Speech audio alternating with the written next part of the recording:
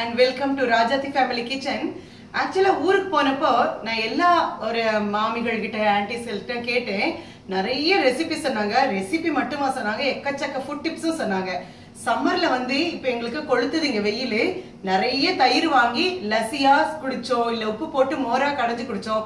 எக்கச்சக்கமா மிச்சமும் ஆயிடுச்சு. அப்படியே புளிப்பு சுவை வந்ததுனால மோர் குழம்பு பண்ணலாம்னு சொல்லிட்டு எனக்கு ரொம்ப ஆர்வம். சோ அதை நான் நினைச்சு பார்த்தேன். ஒரு மாமி எனக்கு சொல்லி கொடுத்திருந்தாங்க, மோர் குழம்புல வெறும் தேங்காய், மிளகு, ஜீரகத்தோட சேர்ந்து பச்சை மிளகாயும் கசகசா, அதாவது கொஞ்சோண்டு கசகசாவோட கடுகு கொஞ்சம் சேர்த்து அரைச்சு அதை வந்து அந்த விழுத மோர் குழம்புல சேர்த்தினா ரொம்ப டேஸ்டா இருக்கும், வித்தியாசமா இருக்கும். சூப்பர். நம்ம ஊர்ல இருக்கிற அந்த வயசானவங்க கிட்ட எல்லாம் நிஜமாவே அவங்களுக்கு PhD பட்டம் தாங்க கொடுக்கணும்.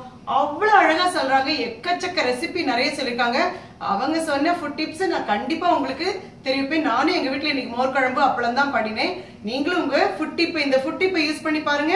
சூப்பரான டேஸ்டோட மோர் குழம்பு நீங்க அனுபவிப்பீங்க. அடுத்த எபிசோடில் உங்களை சந்திக்கும் வரை நன்றி. Rajathi family kitchen.